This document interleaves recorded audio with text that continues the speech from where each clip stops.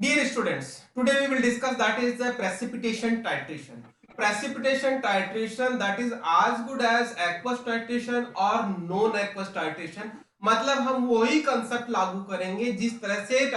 Aqueous titration या non aqueous titration या यूं कहूंगा एसिड बेस्ड टाइट्रेशन जिसमें न्यूट्रलाइजेशन टाइट्रेशन बात कर रहे हैं वही उसी तरह का ग्राफ आपको यूज होगा मतलब वही कंसेप्ट चलेगा लेकिन यहाँ पे क्या हो रहा है दूसरा कंसेप्ट चलता है साथ में वो क्या होता है और इसमें क्या रिक्वायरमेंट होता है इसके क्या एडवांटेज होते हैं इसके क्या डिसएडवांटेज होता है मींस या यूं कहूंगा what is the principle behind the precipitation titration आज अपन वो बात करेंगे तो आपका देखिएगा प्रेसिपिटेशन टाइट्रेशन है जिसका आपको सबसे पहले मैं डेफिनेशन बता रहा हूं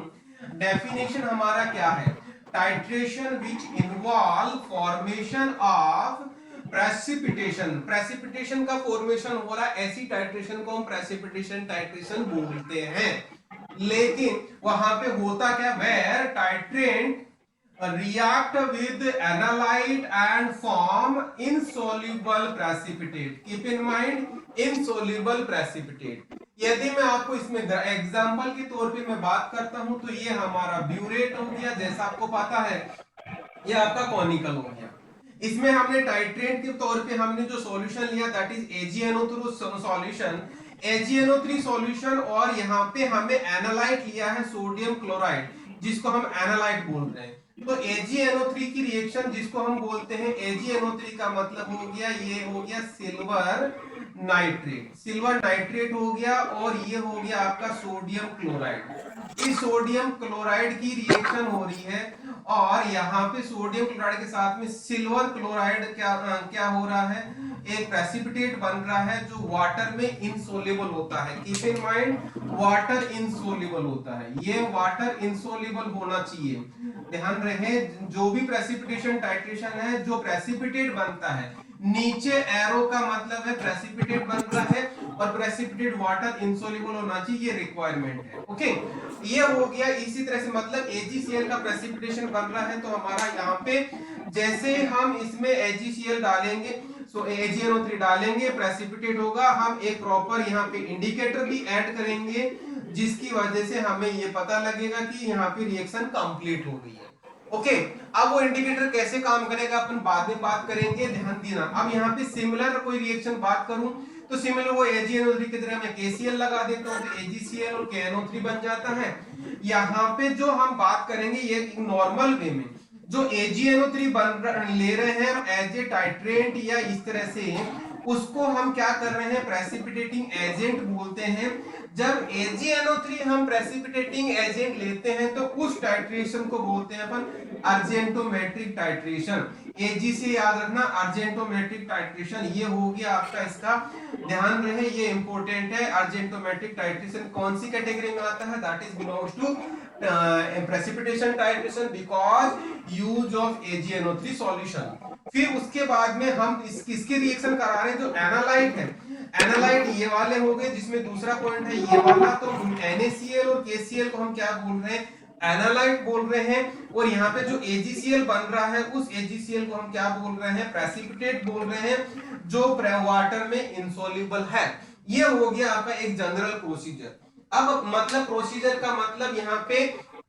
एग्जाम्पल हो गया वो किसका एग्जाम्पल हो गया फॉर व्हाट प्रिंसिपल का एग्जाम्पल हो गया ये हमने एक प्रिंसिपल पढ़ा जिसका आपका ये कंसेप्ट चलेगा पूरी आपको प्रेसिपिटेशन टाइट्रेशन में ठीक है अब इसके जो की फीचर्स है जो पॉइंट्स है जो अपन को याद रखने हैं या यूं कहूंगा कि ये किसके लिए एडवांटेज है क्या इसके लिमिटेशन है तो अपन ध्यान देना यहाँ पे एक जो मेन पॉइंट है कौन सी पॉइंट्स है जो एनालाइट है एनालाइट का मतलब ये हो गया जो कॉनिकल में है पहला पॉइंट ध्यान देना एनालाइट एंड प्रेसिपिटेटिंग एजेंट ये प्रेसिपिटेटिंग एजेंट दोनों का क्या होना चाहिए आयनिक फॉर्म होना जरूरी है क्योंकि आयनिक फॉर्म होता है तभी वो परफेक्टली जल्दी से रिएक्शन करेगा शार्प एंड पॉइंट आएगा ओके फिर दूसरा पॉइंट जो प्रेसिपिटेट बन रहा है जैसे यहाँ पे AgCl का प्रेसिपिटेट बन रहा था तो जो प्रेसिपिटेट बन रहा है वो प्रैक्टिकली इनसोल्युबल होना चाहिए किसकी बात कर रहे हैं वाटर में वो इनसोल्युबल होना चाहिए वो सोल्युबल होगा तो हमारा प्रेसिपिटेशन नहीं बनेगा मतलब डिसॉल्व हो जाएगा डिसॉल्व होगा तो हमारा जो एम था वो तो पूरा ही नहीं हो रहा क्लियर फिर थर्ड पॉइंट है इसका कौन सा, प्रेसिपिटेशन फॉर्मेशन, मतलब रिएक्शन की बात कर रहे हैं। जो प्रेसिपिटेशन डालते ही प्रेसिपिटेट होना चाहिए, मतलब जो रिएक्शन होनी चाहिए वो वेरी रैपिड होना चाहिए। रैपिड कब होगी, जब वो आयनिक फॉर्म में होगा। तो रैपिड होगा तो ये शार्प एंड पॉइंट आएगा, नहीं तो शार्प एंड पॉइंट नहीं आएगा। ओके, ये हो गया। फिर उसके बाद में नेक्स्ट बात कर रहा हूं फोर्थ पॉइंट, ध्यान देना कौन सा, यहां पे जैसे यहां पे NaCl में कोई सपोज हमने सैंपल लिया NaCl का, इसके में कोई दूसरा रिएजेंट या दूसरा कंपाउंड और अवेलेबल है, तो जैसे AgCl हम ऐड करेंगे उसमें कोई दूसरा साथ में प्रेसिपिटेशन नहीं होना चाहिए। क्या मतलब हुआ, को प्रेसिपिटेशन शुड नॉट प्रेजेंट, मतलब समझ में आ गया होगा। को प्रेसिपिटेशन का मतलब यहाँ पे AgCl के साथ में कोई दूसरा प्रेसिपिटेशन साथ में नहीं बनना चाहिए, नहीं तो हमारा इस रिएक्शन की या इस प्रेसिपिटेशन टाइट्रेशन की कोई क्या होगा, प्रैक्टिकली फिजिबिलिटी नहीं रहेगी। ओके, इसका जो एग्जांपल है आपने जैसे बोला अपन ने यहाँ पे अर्जेंटोमेट्रिक टाइट्रेशन, तो अर्जेंटोमेट्रिक टाइट्रेशन इसका एग्जांपल हो गया। ओके, इसका एग्जांपल हो गया अर्जेंटोमेट्रिक टाइट्रेशन, जो जनरली यूज की जाती है प्रेसिपिटेशन टाइट्रेशन के लिए। अब मैं बात करूंगा यहाँ पे कौन सा, लिमिटेशन की। इस टाइट्रेशन की क्या लिमिटेशन है, या यूं कहूंगा इसके डिसएडवांटेज क्या है। एक तो सबसे पहला डिसएडवांटेज इसका लैक ऑफ इंडिकेटर अवेलेबिलिटी, मतलब इस टाइट्रेशन के लिए हमारे पास इंडिकेटर्स की रेंज नहीं है, जिसकी वजह से हम यहाँ पे शार्प एंड पॉइंट लेंगे वो हमारे पास अवेलेबल नहीं है। ठीक है, और दूसरा जनरली क्या होता है, यदि किसी सिचुएशन में किसी रिएक्शन में स्लो रेट ऑफ रिएक्शन होगा,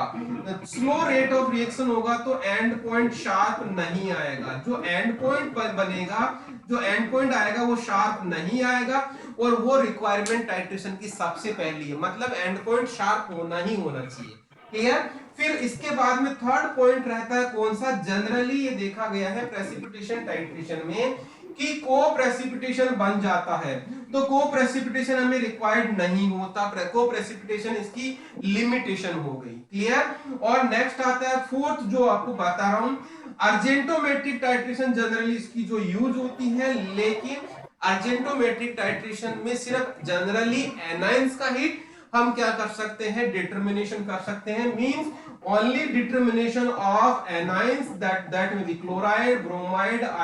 आयोडाइड, थायोसाइनाइड, इस तरह से हम बाकी कैटायंस का हम क्या कर नहीं कर सकते, डिटर्मिनेशन नहीं कर सकते। यह हो गया आपका